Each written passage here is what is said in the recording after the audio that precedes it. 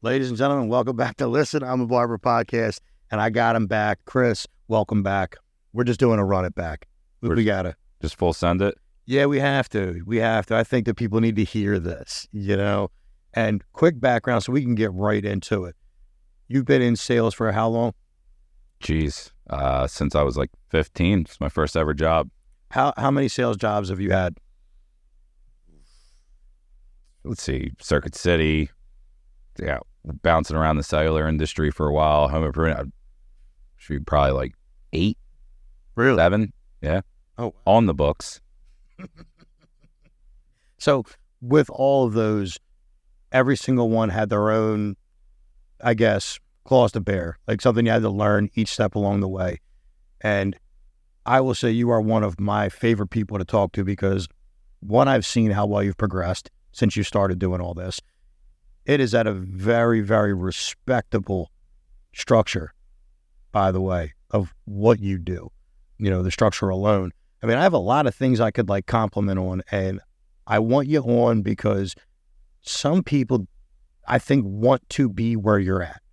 I think they want to experience, I don't even know how to explain it, but the guy who's running the show, and I think most people don't know what kind of person you have to be. They just see it. They have no clue what it is that you're going through on a day-to-day basis. Can you break it down a little bit?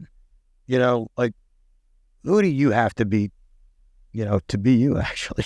Jesus. All right, let's jump right into it. So my career title for the main thing that I do is director of sales, but I joke around all the time. It's the director of stress management. Director of stress management. I mean, first and foremost. Well, speaking of stress management. Yeah, please. First and foremost, sales has a very negative connotation, right? When people say, oh, that's a salesman. Has anybody ever explained to you why, or do you know the story of why salespeople have such a bad rap? You ever hear the term used car salesman? Oh, yeah. It's like a snotty type of term.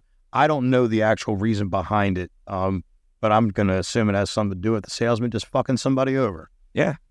It's actually funny because everybody deals with salespeople all the time, even if you don't notice. Salesperson is just trying to create an exchange of value. But back in the day when cars became a thing, there was no internet, there was no Kelley Blue Book. So people had no idea what a car should cost. Right. So you have somebody walking into a lot, they don't know what a car should cost. And this is back in the day when cars were like $3,000-$4,000, which in today's money is sky high. 50K. But they were just cracking people bad. A $3,000 car, you sell it for 10, and that's kind of like where some of the bad rap came from. Even if you go back further, it was like the snake oil salesman, the guy who's basically lying and saying this will solve all your problems just to get your money. Yeah. But what's actually funny is if you break it down, there are swindlers disguised as salespeople, and then there's actual salespeople. I like that. Swindlers disguised as salespeople. Let me explain the difference. Because when people hear oh, he's in sales, they assume you cap for a living. Real quick, before you go, I'm guessing this is definitely something that has struck you at some point because you don't want that type of, I guess, judgment upon yourself. It's hold on, don't judge me out of this whole sea of shitheads. Yeah, well, you asked about how many sales jobs I had, and straight up, I used to be a swindler. I worked at Sprint.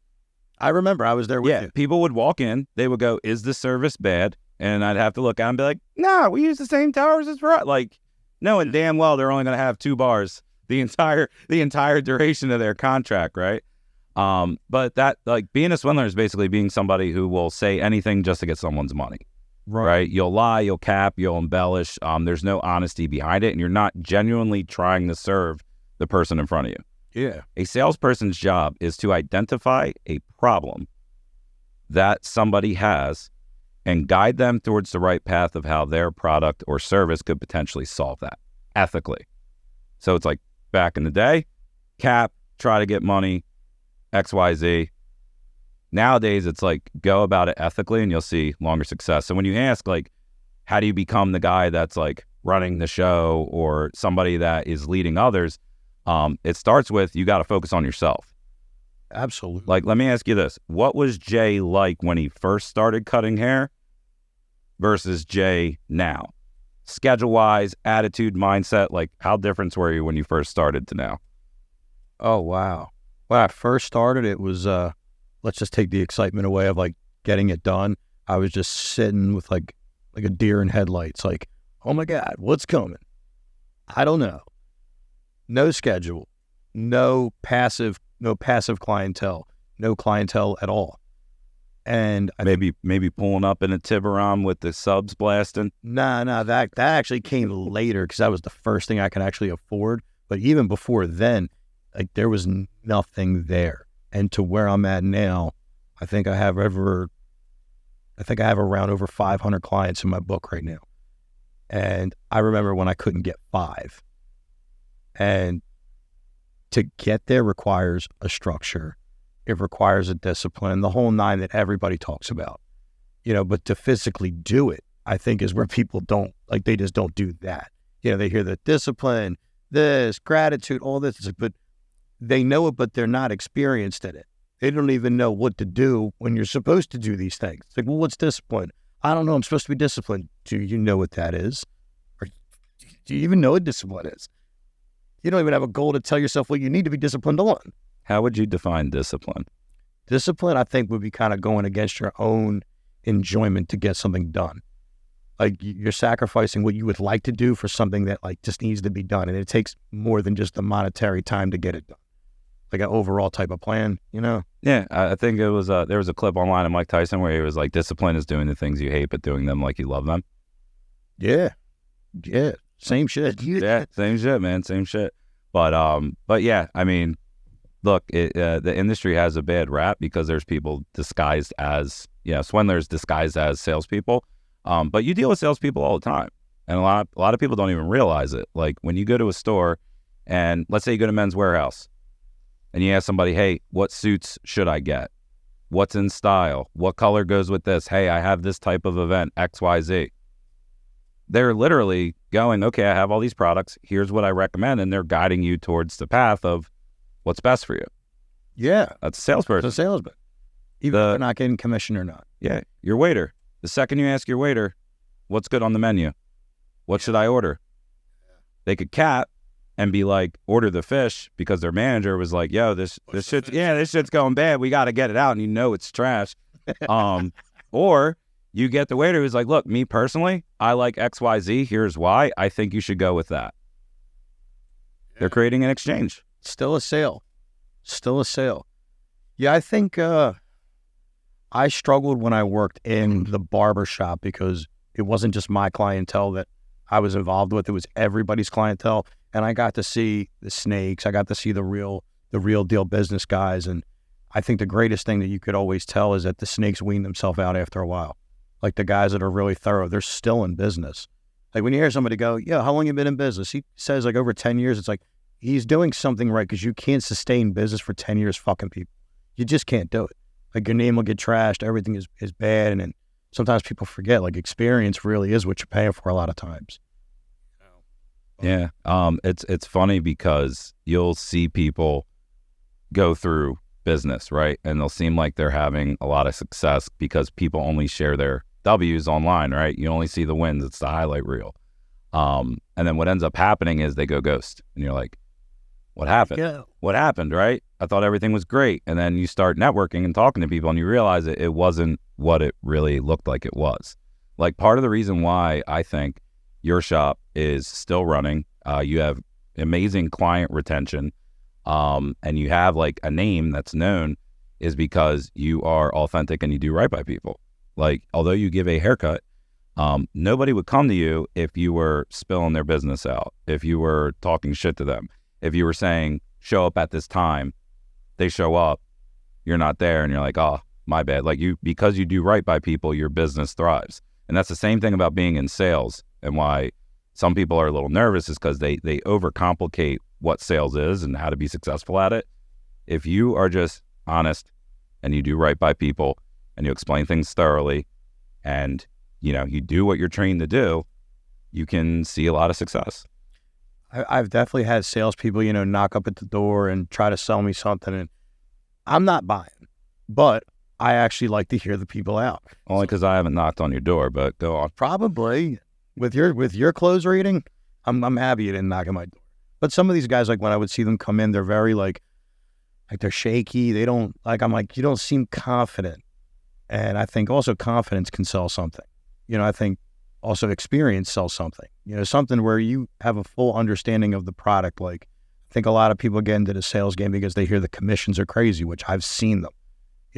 They're nuts, and I think people get real interested in the bag first, and it's like, hold on, you don't even know the product yet, and they're just pushed out to get the product, sell.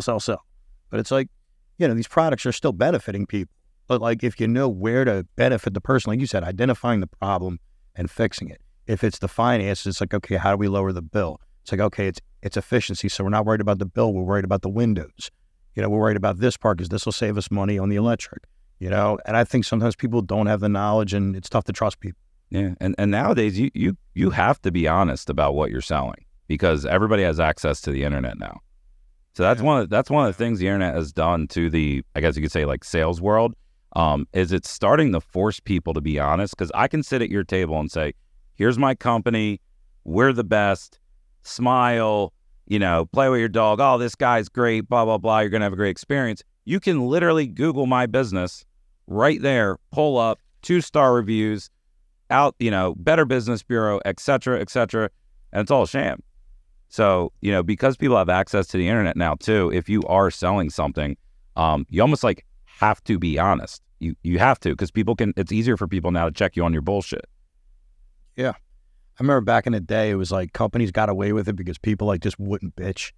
It's like, fuck it, man. It's too much time to deal with. Now people got some time and it's fast to solve a problem. And it's like, oh shit, they caught us. Like I got one buddy of mine that runs his own business, and he pretty much sometimes says, hey, look, I know this isn't the easiest job. I'm not going to say what it is, but like he does run into problems all the time, and he like just finds like ways to just wiggle around them. You know what I mean? And it's kind of a weird scenario.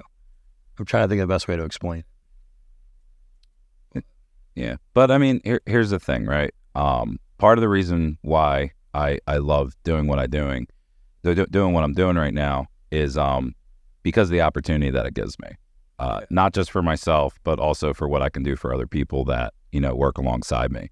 And I think that's something that happens when you're in your career is your purpose kind of starts to change over time. 110%. Like I'm willing to bet when you first started cutting hair, and correct me if I'm wrong, but you were probably like, oh, this is a way to make some money, make some cash, XYZ, this is pretty cool. And then you fast forward to now, it's a little bit more than just providing for yourself. Like it's what you do for others. That's the same thing for me when I got into, becoming a sales professional. When I first started, it was just don't care, need to make money, blah, blah, blah. Yeah, this service is great. This iPod's great, like whatever it was that I was selling at the time. But then as you get no fulfillment from that, it wears off. It's very surface level. You get a couple checks and you're like, all right, now what? That was the first, I think that was the first thing that kind of like reality checked me about having a business. Once you actually start to bring a little bit of money in and, you actually self-sustain, your bills are fine, you put a savings away, it's like, oh, I can make a move. Don't even know what the move is, but I can make a move. You don't even know what to do. It's a very challenging like perspective to actually have the option. What? I got a question. Why do you think most businesses fail? That's a stat that's thrown around all the time. It's something like 90% of small businesses fail within the first 5 years. Why do you think most businesses fail? Preparation. I think that's a big one. And sometimes it's not even financial. I think it's purely just having the right people around you.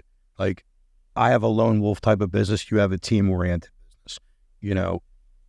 I don't need a team to do what I'm doing. I can just be me. I don't need a team. Not to say I wouldn't work with a team, but I don't have to. Somebody else has to rely on trust and other things like that. So, I mean, this business is completely different. Just from like different perspective to perspective, like the things I've understood from yours, I don't have to implicate in mine. That's where sometimes like when I'm picking your brain, it's from a completely different like ballpark. Same idea, trying to build and grow, but like completely different playing fields. Yeah, I think the reason a lot of businesses can fail is because people don't understand the success formula. Have you ever heard of the success formula? No. Go. I know. So real quick, I've never actually followed anything. I just created something because I just didn't have anybody to create from. I didn't have like a blueprint. I've just had my dad's work ethic and my mom's like street smart. Yeah. So the success formula, if you read books or, you know, any like development books, anything like that, everybody has a different formula for success, right? Some people, the hustle bros will just be, you just got to work hard and work hard and work hard and work hard. And it's like, okay, I get it. Like you got to put in hours. And then you'll get other people who are like, oh, you just have to work smarter, not harder. And da-da. It's very simple. The equation is competency plus activity. Multiply that by discipline, divided by who you are. So what I mean by that is it's a human algorithm. Competency and activity, right? Those are the two things. A lot of people will get into something not knowing what they're actually getting into. Look at what happened with stocks. You remember in 2020 when the market was booming, how many investor Stallones there were out there posting, anybody could have made money in the market. The only people who made it out and didn't get absolutely washed were the ones that understood and were competent in what they were doing. Everybody else got wrecked. All the Bitcoin bros, all the, you know, buy this, sell this. A lot of people got wrecked because they weren't competent. Everybody was playing the lottery. Exactly. So people say, I want to start a business. Okay, what is the business you want to start? It has to be something you're at least familiar with or you're getting familiar with. Absolutely. Holy shit. 1,000%. Yes. The second part is activity, which is the main step a lot of people skip. The easy part and the fun part is coming up with a name, telling everybody I'm starting this venture, blah, blah, blah, which is why I keep a lot of my stuff close to the chest, because it's like, you'll see it. You don't need to hear it. But they'll do all the fun stuff. I got a logo. I'm going to announce it on Facebook. I'm going to do all this stuff. But then when it comes time to actually do something, talk to customers, get clients, study accounting, learn this. Like when it actually comes to doing activity, they never do anything. I agree. Like if somebody's like, hey, I'm going to start this online marketing business. I'm going to find companies and I'm going to rebrand their websites and do digital marketing for them. They'll set everything up under the sun. And I know this because I had a kid that worked for me that wanted to do this. 2 weeks later, I go, hey, how many small businesses have you walked into and approached? Oh, none yet. I still gotta figure out if I'm going to use QuickBooks or just a Google Sheet. What do you need QuickBooks for? You haven't made any money yet. Like, what do you want to just put zeros on there? Like, how is that going to help your business? And then you multiply that by discipline, which is, it's facts though, right? No, it's big facts. You multiply that by discipline, which is constantly doing the things that are going to get you success. Like you talked about door knocking, right? Yeah. If you've never done it before, you are going to be trash your first few times going to the door. So people will go out there, they'll hit a couple doors, whatever, this isn't for me, or like they'll give up or they won't effort. If I know guys who knock doors for a living and they pull well over six figures. I know some door because but it's not because of what they're doing. It's the discipline that they continue to do it every single day. Yes. And then the reason why I say divide that by who you are is because at the end of the day, that is the most important thing with anything you do in your life, whether it's starting a business, a relationship, etc., is you have to focus on the person that you are. If you didn't change over the years and become the man you are sitting here, we could argue you probably wouldn't have as many clients as you have, right?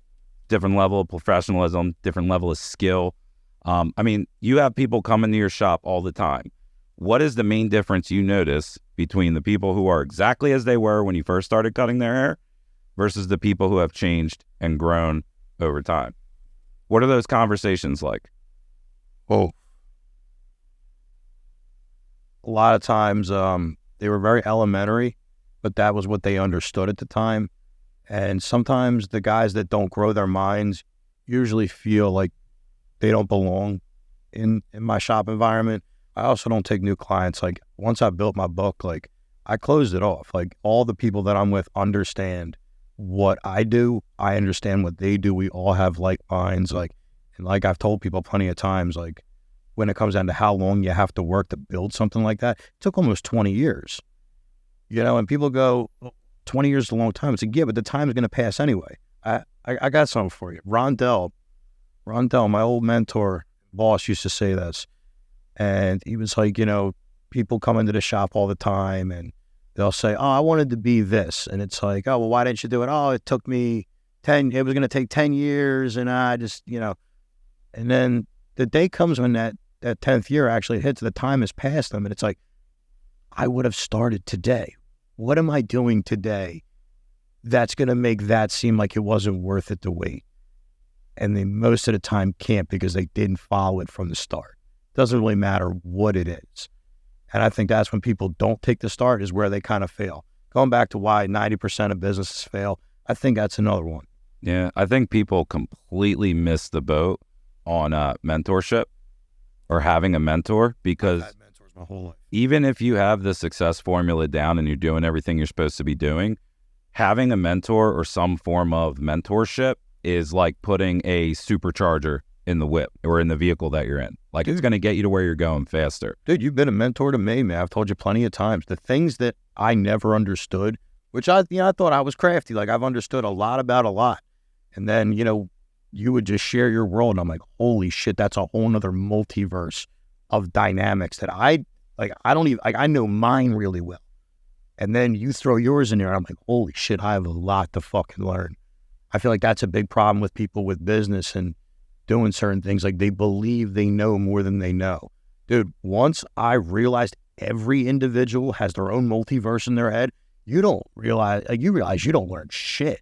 Like, even the small percentage that you know very well is still a massively small portion to what can be understood. You don't know what you don't know. And I think what's crazy is people are always like, I don't know what to do. Somebody's already figured it out. Like, you name something, it's already figured out. Like, they've had philosophers back in the day where their only job was to think. Any quote, any idea, anything you think of, it's somewhere in a book, it's somewhere on an Instagram reel, it's somewhere on a post, right? And, keep in mind, I'm nowhere near where I want to be, right? Same. But I'm on the path, and part of the reason why I feel like I have made some progression is because of the mentors that I've had. So I'll give you an example, right? I used to be a cappy-ass salesman going back 2014. Is this a job? Like, just say whatever it takes, whatever. And my OG, call him Marshall, just for the sake of, being on the internet. He actually schooled me on the game of like, nah, man, this is how you, because he was seeing a lot of success. And I'm like, what the heck is he doing? He schooled me. He goes, dude, you don't got to do that. Boom, boom. Coached me, mentored me. He helped me elevate my skill set in sales. Then it's like, all right, now I want to get into management and leading people. I had a couple mentors actually who schooled me on how to lead people, how to manage, how to, servant leadership. It's not about you. It's about them. The job is thankless, right? If they succeed, it's on them. If they fail, it's on you. And that's something that's something a lot of people can't stick with. And I think a lot of times nobody ever thinks about it. It's either you're too proud to admit you don't know anything, or you just don't know where to look or how to find one. But you look at any great athlete or business person, they've all had some form of mentorship and coaching. 100. All of them. Most people don't know. Michael Jordan, Kobe Bryant. I'm reading the book right now. It's called Relentless. Tim Grover, he was a mentality coach for those guys. Like, we're talking about the highest performing NBA players to go, whatever, had to go to a coach to get there for their mindset. And it's weird to me that more people don't try to go out and seek that. Instead, they either try to do it on their own, or they just don't even think about it, right? I mean, dude, you have people come in this shop all the time asking you things, and you probably had impacts on people's lives, right? Yeah. Where would they be at if you just said, hey, man, I don't know, you'll figure it out? Ooh, that's part of my purpose with the whole barbershop, making sure that if I know something, I want you to know it too. That's my big, that's part of the big purpose in the shop. If you do have a problem, I want to be a part of the journey for you. Maybe you'll be a part of the journey for me when I need help, and I think people don't ask for help because, like you said, it's like a pride issue. But it's like, if you don't know how to ask for help, you're going to massively fail. And I can go back and think now, I had a mentor when I was in 4th grade, I had a mentor when I was in 7th grade, and it was the person that ran the chess club. I remember when I was in high school, I had a mentor. And I think like my biggest mentor was probably Rondell from the barbershop. That's 4 that I could tell you that just their perspectives alone, when they saw the potential in me and they just guided it the right way. Without those people, dude, I have no fucking clue where the hell I would be. And I even drifted off down some really weird paths. But then the mentorship would bring me back. And it's like, hey, look, I know it's like dancing with the devil. And I think like being an entrepreneur, like, in the beginning stages when you're making money, you have no direction, no mentor, you're just making money. And you got a whole bunch of people around you that are living Wolf of Wall Street type of style. Like, yo, let's go bang bros, let's go fucking snort lines, let's drink all weekend. It's like, it could seem like it's one hell of a time. It's like, all right, well, that's like the first ticket to fucking going nowhere fast. And that is a very easy bag to fumble. Very easy bag to fumble when you're making money and don't know what to do with it. I did it. Like I'm the first person to say that out of all the things I've done right, that was the first thing I did wrong, was fucking up my money, spending it in the dumbest tables in nightclubs, just trying to eat out everywhere, being around other people. I'm like, yo, fuck this, man. I'm going broke to be around people I don't like. Yeah, but that's also part of the process, though, man. I understand that now. It's so funny because a lot of people, they will only celebrate you when you win the championship, when you're holding up the trophy. That is when they're like, oh, okay, Kobe's holding up the trophy, R.I.P. Mamba, right? He's holding the trophy. He did it. He's great, blah, blah, blah. Nobody was cheering him on when he was the only one at the gym at 4 a.m. training. Nobody cheers you on during the process.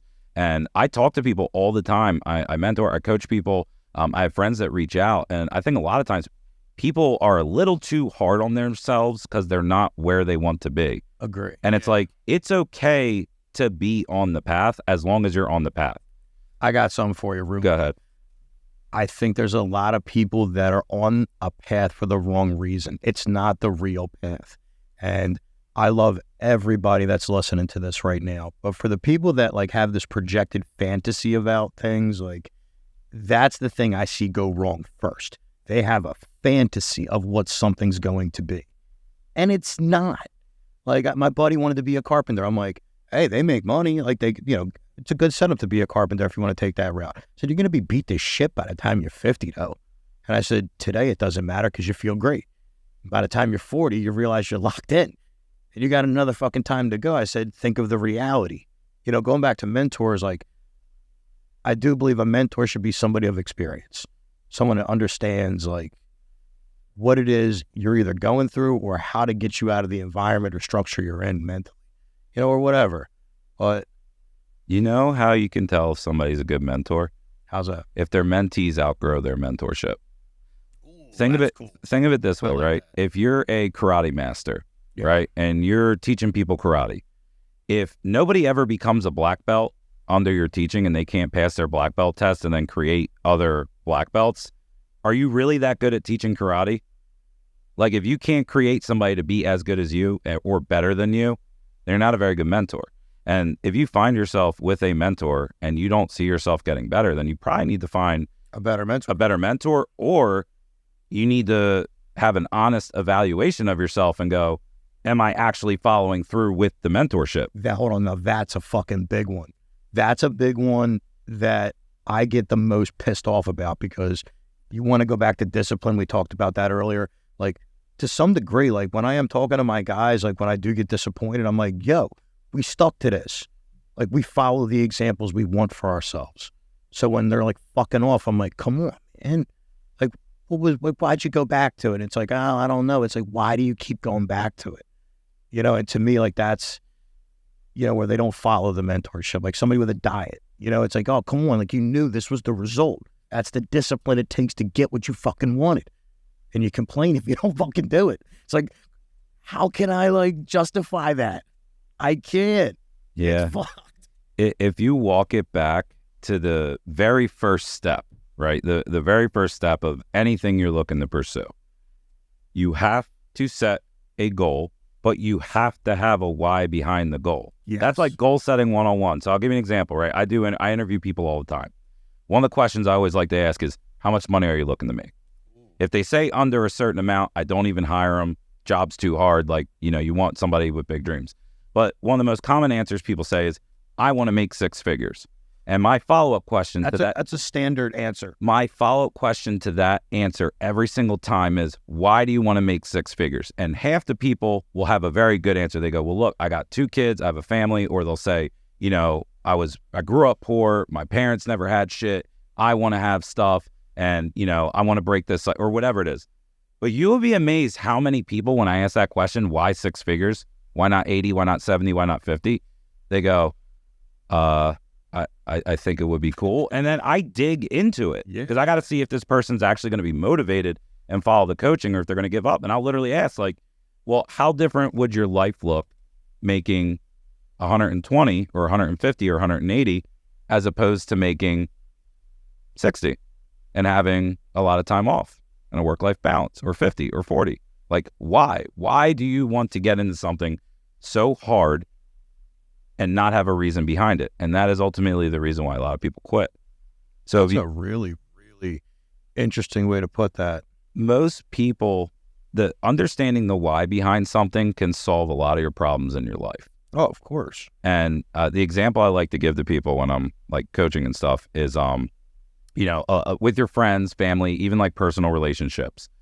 A lot of times, I would argue, a lot of the reason why people get into arguments is they don't understand the why behind what happened. So an example would be if you walked outside and there was a brick through your windshield and I was standing there with, dust. You caught me literally red-handed. I had the red dust on there. Your initial reaction is, what do you do? Yeah, like you're pissed. You're like, dude, why did you throw this brick? Right? Like what? That would be your first question. Why the hell did you do that? Now, if I said, screw you, I don't want to play fantasy football. This is my way of telling you I don't want to join the fantasy league.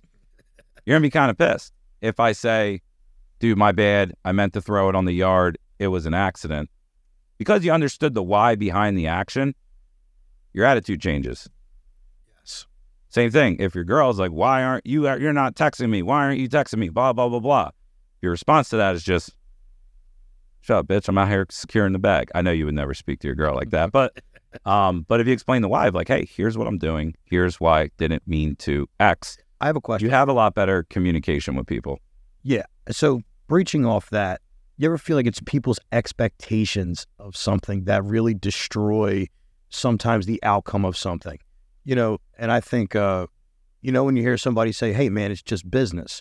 And when someone says, hey, it's just business, like, yeah, they literally just thought about it from a business perspective. No emotion, no nothing, just business. Like, yeah. You ever hear the whole you're a product of your environment? Of course. That's bullshit. You're a product of your expectations. Now, your environment can play a factor into your expectations. Absolutely. But your expectations are what set the parameters for how you are going to feel. So it's like you said, with starting a business. People will start a business and their expectations are, everybody's going to know I'm a business owner. I could put the tag entrepreneur. I'm going to make a lot of money. XYZ. Yeah, I'm going to have the car. And like their expectations are here. Well, when you actually get into it and you realize, oh shit, this is harder than I thought. What did I just do? This is going to take a lot of work. It's cost more money than I thought to get started. You are feeling differently than if you went into it with the expectation of, this is going to be a grind. This is going to be hard. I know in the end it will be worth it, but I understand and my expectation is I'm going to have to work my ass off for years until I reap a benefit. And same scenario plays out, but because of your expectations, your mindset, your attitude, and mentality are totally different just based off of your expectations. So remember when you said if you're going to start a business, you should have somewhat knowledge of what you're going to have a business in. I 100% agree with that. But I do believe if you're not financially driven, like you don't need the world financially, and you just want to have something good for yourself, the things that you love make some money on.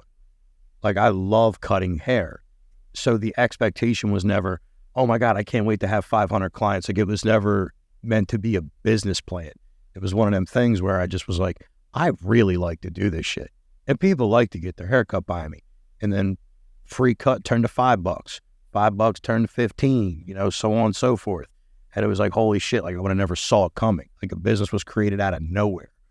And sometimes I like to preach business to that degree. Like if you really follow what you like to do, if you really care, you're disciplined, you're competent, and all the other things with the success rate, like if you just like to do it, it gives you a little bit of a drive to keep going. Yeah, and it is so easy to figure shit out nowadays. So I want you to think about this, right? Our parents, right? Old school, before the internet. If you wanted to figure out what's the best way to go about marketing a service, or if you wanted to figure out business tax law, yeah, you're either spending the money on a tax guy or you're shuttling your ass to the local library, praying to God they have a book and that's all you have access to. Yeah. Because of this, you can figure anything out at this point. You can figure anything out. There is an answer somewhere on this thing. Like, did you hear, I saw this a while back and it says, we have more information in our hands than Bill Clinton did during his presidency. Like, just think about that. Kind of like what you said, like when the generation was turned over, it's like, we have more information than we even possess in our hands, and we don't even use it. People are lazy, or because they don't have a strong enough why, they don't have the drive to actually take action and learn something. I'll give you an example. When we started our supplement business, I didn't know anything about co-packers and manufacturing costs and labeling and shipping and you got to have a little silicone packet in there we didn't know any of that stuff. No. We just knew we buy a lot of pre-workout. We want to have a different product, focus. We got a nootropics, whatever. But we figured it out, and it wasn't glamorous. It was a Saturday night, multiple Saturday nights, actually, now that I think about it. Multiple Saturday nights, plugging away, sharing information. I mean, how many co-packers did we blast? A lot, like all of them. At least 50 to 100. Yeah. But we had a why behind why we wanted to do that. Yeah. And then, but you look at somebody else who says, I want to start a business, or I want to be a good dad, or I want to have better personal relationships, or whatever it is. They'll say those things, but then it's like, what are you doing or learning to actually reach your goal? It's the same fitness. How many times do you hear somebody ask somebody in the shop who's in shape, how do I get in shape? How do I lose weight? All the time. Everybody knows the answer. Yeah. Hey, like literally, if somebody was like, dude, and I'm probably the last guy to ask because I'm not a nutritionist, but somebody's like, dude, how do I lose weight? I would go, okay. Do you know what a McGriddle is? Yeah. Do you know what egg whites are? Yeah. Which one do you think you should have for breakfast, the McGriddle or the egg whites? The egg whites. Okay. Lunch. You know what pizza is? Yeah. Okay. You know what a salad is? Yeah. Which one do you think you should eat? Soda, beer, water. Which one do you think you should drink? You know the answers. If you even want to get more into it, here's the cell. Here's the cell phone. Search it. Find a mentor. Message a fitness coach. Ask your buddies. There's always a way to figure something out. Can I ask you a question? I broke this with myself. I'm going to say like 7 or 8 years ago, the ego of thinking I understood everything. Because as a barber, it's just a demanding job time-wise. There's a lot going on like throughout the day between all your conversations and all that. But, for the most part, it's not like really, really demanding. Like I've seen your structure. It's like through the fucking roof sometimes of what you have to do just to get one thing done. My time is used a certain type of way. Fucking, hold on. I might have to cut this out. Where was I going with that? I was talking about people tend to know the answers, but they don't look at it. And I think, when I started understanding all the guys in the barbershop, they had answers I didn't know that there were problems for. Like when we talk about reality, like that, like distorts me, like when it comes to entrepreneurship sometimes. Like there are problems we still don't know are out there because we're still on the journey. I might be drifting with this, but like my mind went there. Yeah, I mean, you got to understand, like, problems are always going to come up. Like, it's a part of life, and there's two ways you can view a problem. A lot of times, and this is, like, my biggest pet peeve, it's like I almost want to hang up on people when I just hear people complaining about their problem and there's no solution. But when a problem shows up, you're going to look at it as, oh, why, like, why is this happening to me? This sucks, da-da-da-da-da, X, Y, Z. Dude, you should be grateful that you even have a problem to solve. Like, you should be grateful that you are in a position to actually do something about it. You want to hear something crazy? Perspective. Most of our problems are not actual fucking problems. It's perspective. This is my go-to script, and damn it, they're gonna, if they watch this, then they're gonna know when I set it up. When I have one of the people I'm coaching or whatever on the phone, right, self-employee, and they're just going. I'm not talking about venting, like, hey, I'm a little frustrated. I'm talking like legit bitching. I had to drive, and my girl's on my end, and blah, blah, blah, blah, blah. You know what I always do to shift them into perspective? So I go, all right, Jay, or we'll role play this. I go, all right, Jay, I hear you. I want you to do me a favor. How far are you from Philly? 15 minutes. 15 minutes. All right, here's what I want you to do. I want you to drive down to the children's hospital. I want you to go into the cancer wing and talk to all the parents in the waiting room and tell them how bad your day is, and then let me know what they say. Reality check. And I get quiet. I don't say a fucking thing. There's 5 minutes of dead silence until I hear that. Damn, you're right. I'm like, all right. So now we understand that these problems aren't that bad. Let's figure out a way to solve it and actually have a productive conversation. I want to go there right now. Solutions. A lot of people like to never solve a problem. You ever see that sometimes conversation comes from never actually fixing the problem?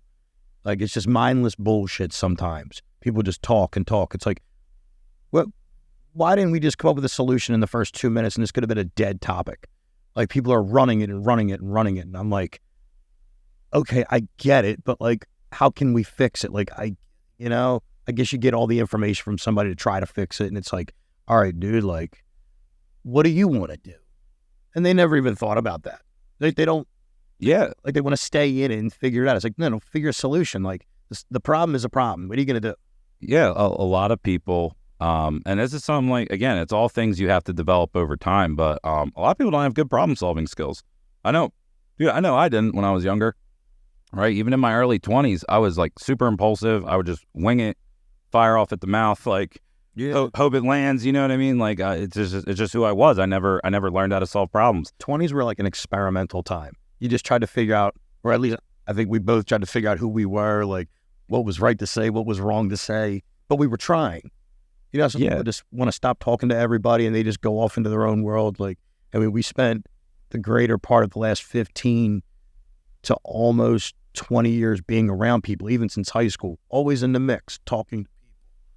100%. But like, when you're trying to solve a problem, right, whatever it is, and keep in mind, there's like big problems, small problems, in your control, out of your control, that could be a whole nother rabbit hole. But fundamentally, when something happens, you have to first understand, why did this happen? And you have to first look at yourself, right? So like, if you're in a relationship with someone and you're getting a lot of negative feedback from your spouse, right, she's giving you shit, whatever it is, a lot of times you'll just try to like just attack it. You gotta look at yourself first and be like, okay, did I cause this?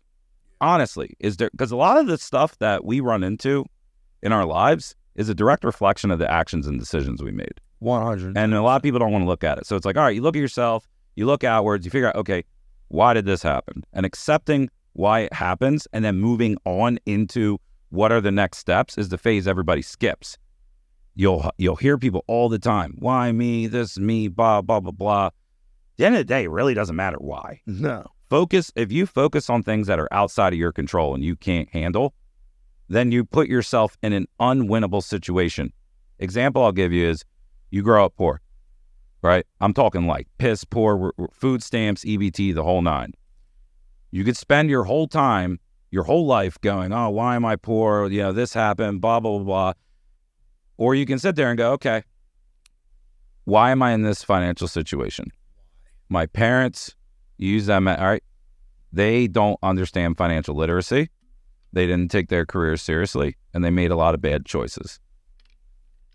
Now, what am I going to do differently to make sure that I am not in that situation down the road? And that's the step people never take. It's always just problem, which is like the most annoying thing in the world. You ever have somebody in the shop? It's just complaining. And you're sitting there like, dude, when are we going to get into like what are you going to do about it? Over the years, the complaining has come down to a minimum. You know, I think we all collectively, like the people that I have in my... You probably noticed you don't want to hear that shit no more. No, I do, but I only want to hear it maybe once or twice max. Like, I am very much okay with hearing a problem one time, creating the first solution, you coming back, still having the problem. It's like, okay, let's try another one. Like, let's still try to figure it out. Usually by the second time, either egos have came down or, you know, something is logically understood in time. And it's like, oh, okay. And it gets fixed. But the negativity, like, and the complaining, very minimum now. Like, I guess that's where my mentorship for others comes in. I want to hear a solution. I want to know that if you're going to bring a problem to me, it's not just a fucking trauma dump on me. I don't want that shit. I think people just trauma dump on people like heavy. And it's like, okay, look, I'm okay for the moment that you just said that shit to me. I'll accept it for whatever reason. But here's my out to you. This is what you should be doing if you're going to do that to me. And that's kind of where I'm at with people that kind of use people as like the emotional bag. It's like, if you can't direct it towards yourself, it's like, I don't want shit to do with this. And those people have left my shop over the years. I now have people that don't think that way, and we think progressively, even when it's challenging. Yeah, and don't get me wrong. Like, I'm not a heartless son of a bitch. Like, I understand there are some things where maybe somebody just needs someone to talk to, and they just need a, hey, look, it's going to be okay. This was out of your control. That, like, you know, there are some things that happen to people where it's just like, yeah, man, that's a tough break. There's nothing you could have done. I'm here for you to support you. Yeah. But majority of the time, people bitch about the dumbest shit that they can control and they can fix and they can turn around. We'll spin that right into accountability. Oh, this happened to me today. Why? You were running fast. Why? Because you drank the night before. You woke up groggy. You weren't sharp. And then you woke up, you spilled your coffee all over the place. And you're just fucking pissed off. And it's like, because you drank the night before. Had you not drank the night before, knowing that it was going to make you fucked up, now you're fucking misperforming the next day. And I think that's one of the reasons why I stopped drinking. My performance went down, you know, and I didn't want to have that. But yeah, when you start to kind of tweak your strategies when what you want changes. Yeah. So I like that. Yeah, well, think about it, right? I feel like everybody goes through these phases as you get older, right? So you go back when you're in high school, you're trying to figure out who you are, right? What click it? Like, do I play sport? Like, you really don't know who you are as a person. You know, if you're me, do you listen to hip hop and wear a baggy white tee and think you're from the hood, even though you grew up in, middle class suburbs of New Jersey? And then what happens is you get out of high school, and now it's like this world opens up, right? You can start going to bars now. You start, your map, right? It's like a video game. Your map gets a little bit bigger. You unlock these new levels, and you start learning some new things. I feel like in your early 20s, you think you're the shit. I don't know about you. I had a huge ego. Some of our boys did too. We thought we were the shit because we were only on level 2. We only had so much perspective within our hometown. Did you ever play Modern Warfare 2? Yeah. Do you remember? Camping all day. Yo, I was trash. You know how, like, you have to prestige at some point? Like, you get to level 70, it's like, okay, prestige. The experience is what gets you to prestige, right? I see a lot of people, if we're going to compare this for a second, never want to make the next level up because they got to lose all the new guns. It's like, oh man, I had the AK and you have everything. And it's like, okay, well, to get to the next tier challenge, you have to prestige, go back down to the bottom. And now you got to work your way back up stage 3, prestige, do it again. I feel like people reach like what they think is the prestige level. And it's like, I don't want to leave this. Like, no. And it's like, no, you got to leave. Like, trust me, it's like, it's another good journey, a new prestige. You know what I mean? Yeah, 100%. Because again, as you get older and you start figuring out what you want, where you want to be, what you want to do, you get to that next level where your map opens even wider, and you start hanging around people who are further ahead than you, and you start to realize, I know at least for me, I thought I was the shit. I started hanging around people that are actually doing things, actually successful, like people who are living the lives I aspire to want to live. It kind of checks you a little bit. Yeah. Because you start realizing, like, I thought I was like the man doing what I was before, and I didn't even realize there was this whole nother level over here, and it humbles the shit out of you. Yeah. It humbles the shit out of you. Like, dude, full transparency, like when my last job before I got into this, right? I thought I was the man. I had a chip on my shoulder. I'm making this. I'm doing this. I got this title. And then when, again, you start getting new mentors, right? Guys who are further ahead than you, you just start realizing like, yeah, I got a lot more work to do. Like I got a lot more work to do on myself, my skill set, my mindset, the people in my network, what I'm trying to do. But what happens is, and this goes back to like complaining, is people, like you said, are afraid to prestige, meaning they're afraid to exit their immediate circle and put themselves in an environment around others that are ahead of them. Yeah. And that is what prevents people from moving up. So when you stay in the same spot you've always been, complaining about the same things you've always complained about in the same area, and you never grow your mindset, or you never grow your skill set, or you never get any other perspective to even know what the options are, all you do is just complain all day that you have to sit in traffic. Yeah. Congratulations, you got a fucking car. Like, Yeah. go to the bus stop. I don't know. And I think that goes back to like the fantasy of like what people think. You know, I love the show Suits. I know I got to get you to watch that show. Dude, you're like the third person that told me I have to watch that. It's good, man. Suits is a good show. And it's funny because there is like a fantasy to the show of these like New York style big time like lawyers and shit. And it glorifies it. And it's like, yeah, that show would make that job look really good. Like, oh, I want to be a lawyer now. It's like, yeah, that's not how fucking lawyers work. You actually hang around. Have you ever actually hung around lawyers and asked them, "Hey, I have a couple lawyer clients, it's like people glorify being a doctor, which is great, noble profession. It is so needed. But to become one, a doctor, and actually get to that like pinnacle point, people don't really understand. Oh, that's what like discipline, effort, and sticking things through. Like you don't realize that until you actually start to talk to some of these guys and girls that are like achieving these type of things. And that's where you get humble, because you might be like, I'm the hardest working motherfucker in the world, right? Ain't nobody work harder than me.